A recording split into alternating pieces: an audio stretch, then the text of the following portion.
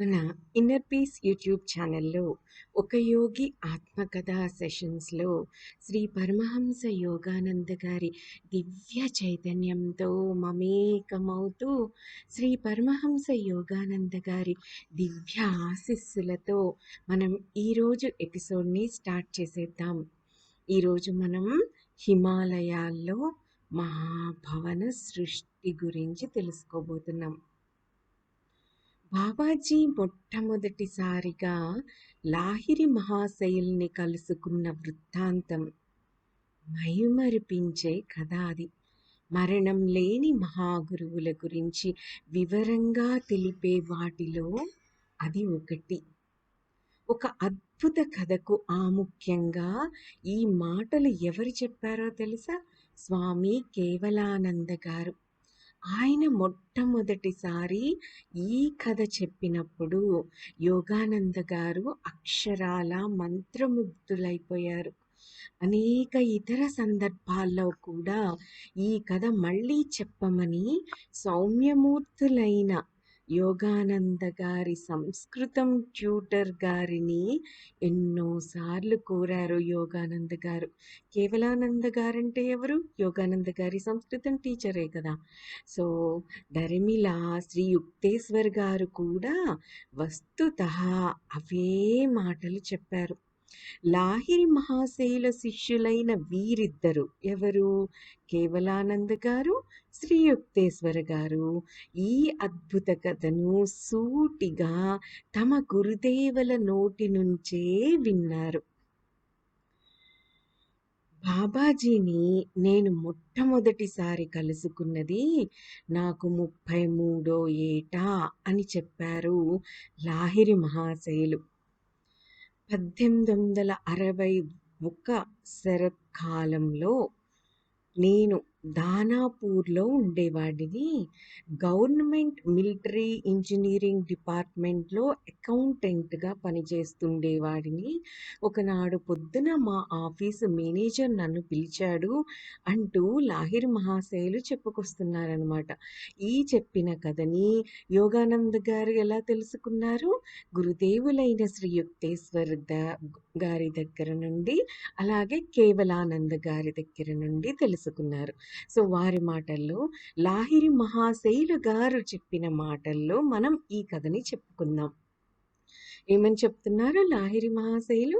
బాబాజీని నేను మొట్టమొదటిసారి కలుసుకున్నది నాకు 33వ ఏట. అది శరత్కాలం 1861 సంవత్సరం. నేను దానాపూర్లో గవర్నమెంట్ మిలిటరీ ఇంజనీరింగ్ డిపార్ట్మెంట్లో అకౌంటెంట్గా పనిచేస్తుండేవాడిని. ఒకనాడు పొద్దున మా ఆఫీస్ మేనేజర్ నన్ను పిలిపించారు. లాహిరి, మన ప్రధాన కార్యాలయం నుంచి ఇప్పుడే ఒక లెటర్ వచ్చింది. నువ్వు రాణిఖేత్కి బదిలీ అవుతున్నావు. అక్కడ ఇప్పుడు ఒక సైనిక స్థావరం ఏర్పాటవుతుంది అని అన్నారు. తరువాత మిలిటరీ శానిటోరియం 1861 నాటికే బ్రిటిష్ ప్రభుత్వం ఇండియాలో లెటర్స్ యొక్క వార్తా విధానాన్ని నెలకొల్పిందనమాట 1861కే. అప్పుడే లెటర్స్ రాసుకోవడం, పోస్ట్ బాక్సులు, పోస్ట్ మ్యాన్లు అప్పట్లోనే ఉన్నారు. సో లాహిరి మహాశైలు ఏం చెప్తున్నారు? నీకు ట్రాన్స్ఫర్ అయ్యింది అని చెప్పారు కదా. సో లాహిరి మహాశైలు మాటల్లోనే ఈ కథని మనం చెప్పుకుందాం. అప్పుడు లాహిరి మహాశైలు ఏమంటున్నారంటే, నేను ఒక బంట్రోతును వెంటబెట్టుకుని 500 మైళ్ళు ప్రయాణం ఆరంభించాను. గుర్రం మీద, బగ్గీ మీద ప్రయాణాలు సాగిస్తూ 30 రోజుల్లో హిమాలయ ప్రాంతంలో ఉన్న రాణిఖేత్కి చేరుకున్నాను. రాణిఖేత్ అల్మోరా జిల్లాలో నందాదేవి పర్వత పాదసీమలో ఉంది. ఈ పర్వతం హిమాలయ శిఖరాల్లో బాగా ఎత్తైన వాటిలో ఒకటి. ఎన్ని అడుగుల ఎత్తు ఈ పర్వం అంటే 25,661 అడుగుల ఎత్తు పర్వతం అన్నమాట ఇది. సో లాహిరి మహాశయులు ఇంకా ఏం చెప్తున్నారంటే, "నా ఆఫీస్ పనులు భారమైనవేమీ కావు. ఆ రమణీయ పర్వత ప్రదేశాల్లో తిరుగుతూ గంటలకి గంటలు గడిపేవాణ్ణి. ఆ ప్రాంతం మహామునుల నివాసం చేత పునీతమైందన్న జనశ్రుతి నా చెవిన పడింది. వాళ్ళని చూద్దామని నాలో గట్టి కోరిక కలిగింది. సో, ఒకనాడు మధ్యాహ్నం అలా తిరగడంలో నన్నెవరో పిలుస్తూ ఉండడం విని ఆశ్చర్యపోయాను. జోరుగా ద్రోణగిరి పర్వతం ఎక్కుతూ పోయాను. అడవిలో చీకటి పోయేలోగా నేను వెనక్కి తిరిగి రాలేనేమో అన్న ఆలోచనతో ఒక రవ్వ దిగులు కలిగింది నాకు. చివరికి చెట్లు లేని ఒక వెల్లడి ప్రదేశానికి చేరాను. దానికి ఈ పక్క, ఆ పక్క గుహలు కనిపిస్తున్నాయి. రాతి గొట్టు కొండ అంచుల్లో ఒక దాని మీద పడుచు వయస్సాయన ఒకరు చిరునవ్వు నవ్వుతూ ఎంతో అందంగా నుంచొనున్నారు. నాకు స్వాగతం చెబుతున్నట్టు చెయ్యి చాపారు.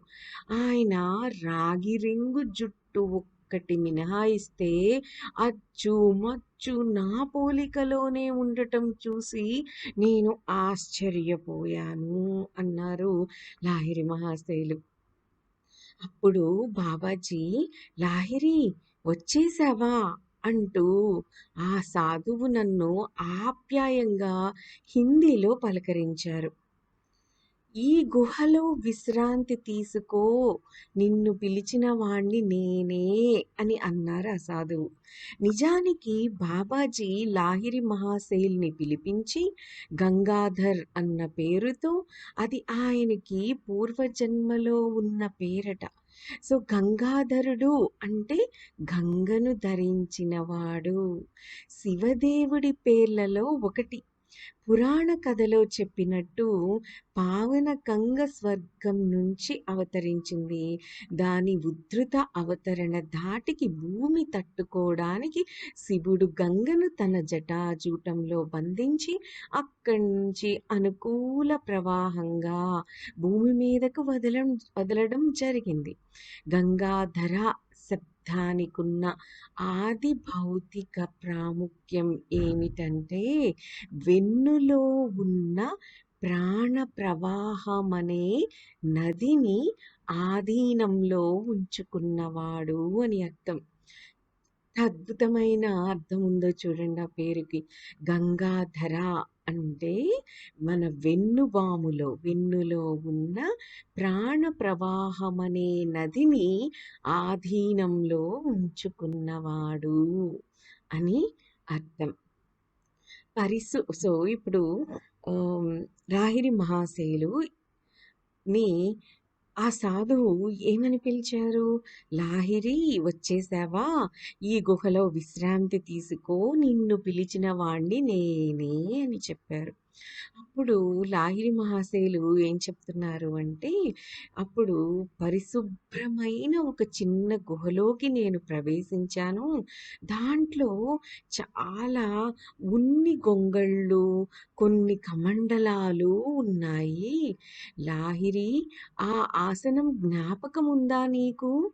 అంటూ ఆ యోగి ఒక మూల మడిచిపెట్టి ఉన్న గొంగడి వైపు చూపించారు. "లేదండి, నా సాహస యాత్రలో ఎదురవుతున్న వింతకు నేను కొద్దిగా ఆశ్చర్యచకితుణ్ణి అయ్యి, నేనిప్పుడు చీకటి పడేలోగా వెళ్ళిపోవాలండి. పొద్దున ఆఫీస్‌లో నాకు పని ఉంది" అని అన్నారు. ఆ విచిత్ర సాధువు ఇంగ్లీష్‌లో జవాబిచ్చారు. "ఆఫీసును రప్పించింది నీకోసం కానీ, నిన్ను ఆఫీస్ కోసం కాదు" అని చెప్పారు.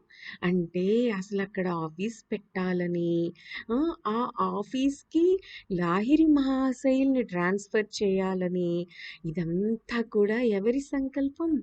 ఆ సాధువు యొక్క అద్భుతమైన సంకల్పం.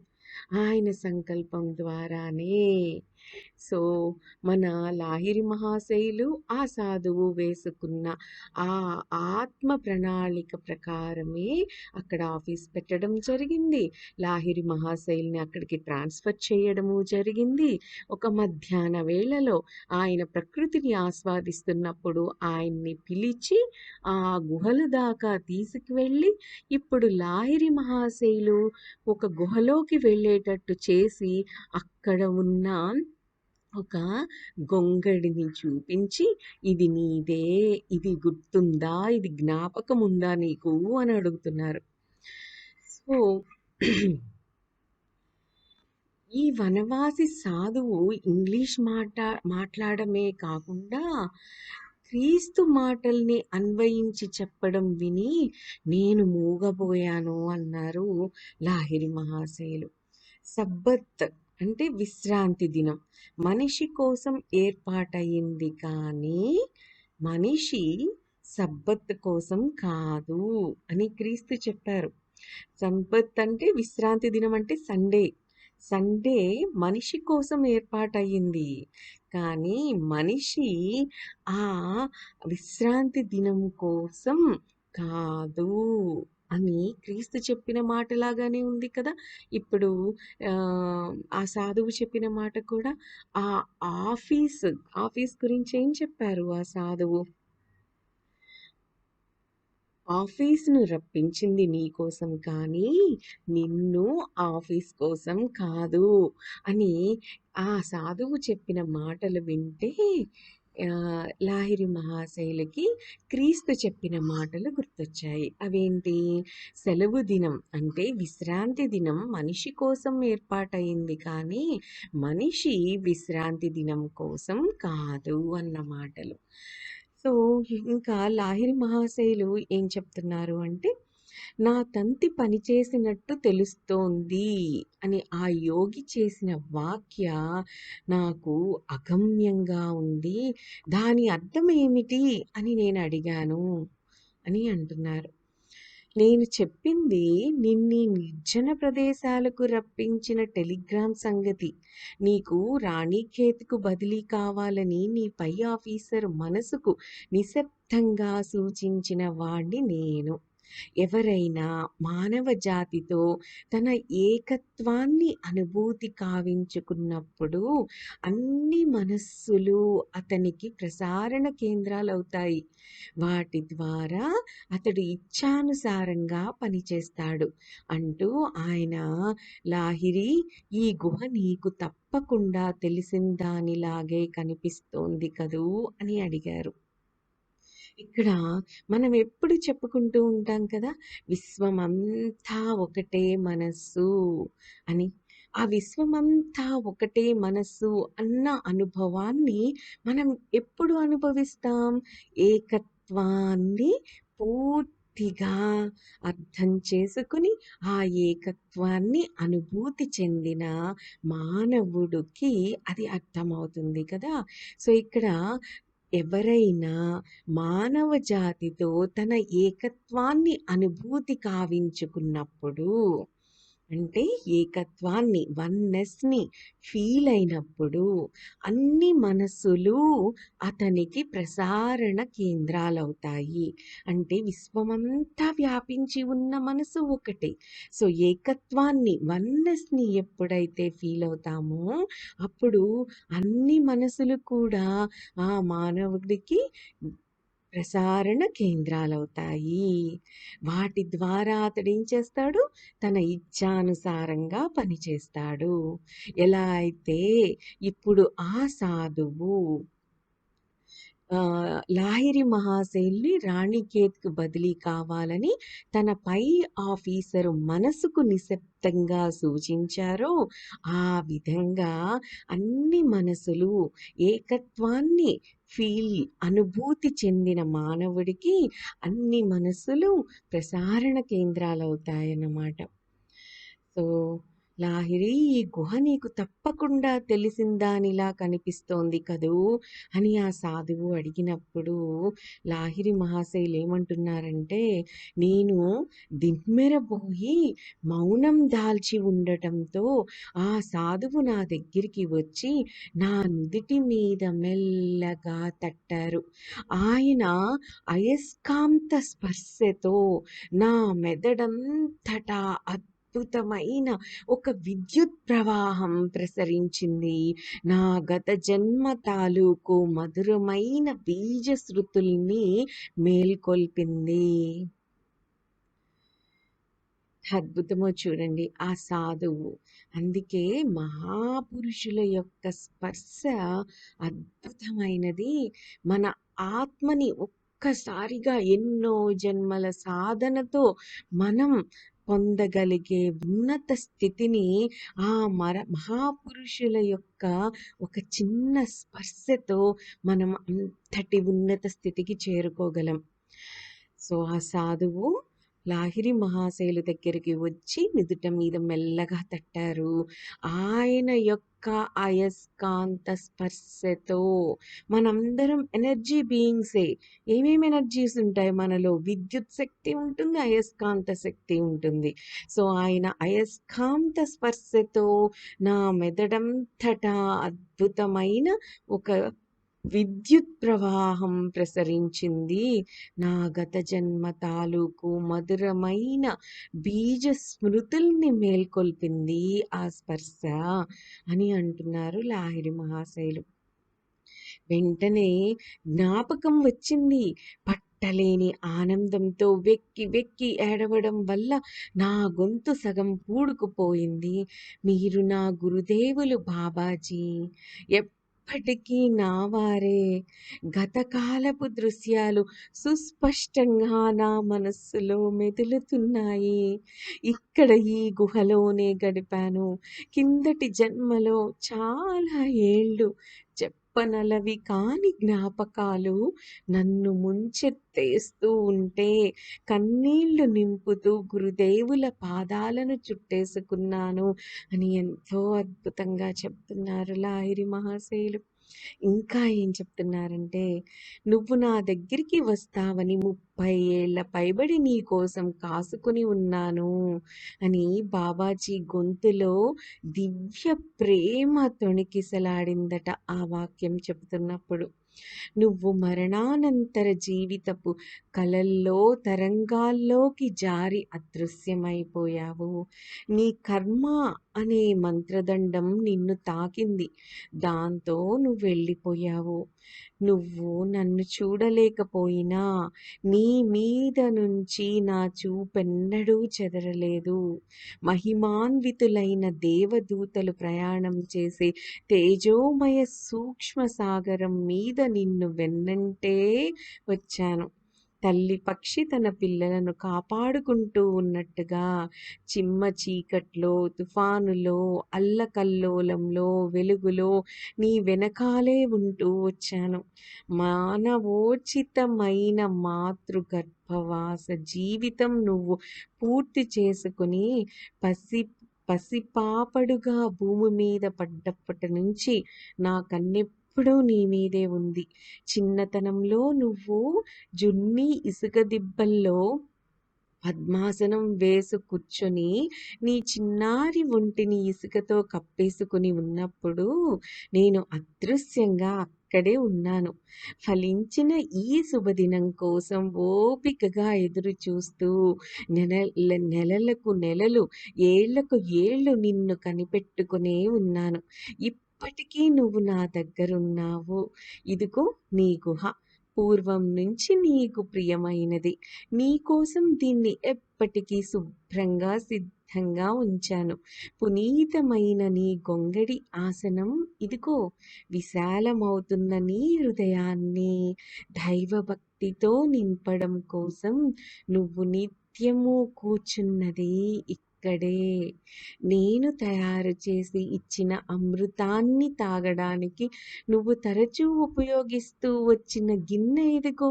చూడు, ఈ ఇత్తడి గిన్నె ఎంత తళతళలాడేలా మెరుగు పెట్టి ఉంచానో. ఎందుకు? ఎప్పుడో ఒకనాడు నువ్వు మళ్ళీ దాంతో తాగుతావని. నాయనా ఇప్పుడు అర్థమైందా నీకు? అని అన్నారా సాధువు. ఇక్కడ ఒక్క విషయం చూడండి. కిందటి జన్మలో అద్భుతంగా ఒక గురువుని ఎంచుకుని ఆత్మ సాక్షాత్కారం పొందిన అస్సలైన గురువుని ఎంచుకుని ఆ గురువు సమక్షంలో సాధన చేసి చేసి మళ్ళీ జన్మ తీసుకుంటే ఆ సాధన అంటే ఆ జన్మ అయిపోయినప్పటి నుంచి మళ్ళీ జన్మించేదాకా, మళ్ళీ జన్మించినప్పటి నుంచి మళ్ళీ ఆ గురువు తన శిష్యుణ్ణి తన దగ్గరకు తెచ్చుకునే వరకు ఎంత అద్భుతంగా కాపాడుతూ ఉంటారో. భౌతిక విషయాల్లో పడిపోయి ఆ విషయం కొంచెమైనా ఫీల్ అయ్యారా లాహిరి మహాశయులు? లేదు కదా! కానీ ఆ గురువు అసలు వదిలారా తన శిష్యుణ్ణి? వెన్నంటి ఉంటూ చక్కగా కాపాడుకుంటూ వచ్చారు కదా! సో, ఇప్పుడు అర్థమైందా నీకు నాయనా అని ఆ సాధువు అంటూ ఉంటే, గురుదేవా ఏం చెప్పగలను నేను అంటూ తడబడుతూ ఉన్నారు లాహిరి మహాశయులు. అప్పుడు లాహిరి మహాశయులు ఏమని సమాధానం ఇచ్చారు అన్నది మనం మన నెక్స్ట్ ఎపిసోడ్లో డిస్కస్ చేసుకుందాం. దట్స్ ఆల్ ఫర్ టుడే అండి. అద్భుతమైన ఆ గురుదేవుల యొక్క ప్రేమ తత్వాన్ని, అన్కండిషనల్ లవ్ని ఆస్వాదిస్తూ మన నెక్స్ట్ ఎపిసోడ్ వరకు ఎదురు చూద్దాం. దట్స్ ఆల్ ఫర్ టుడే అండి. Have a great day. Thank you. Thank you. Thank you.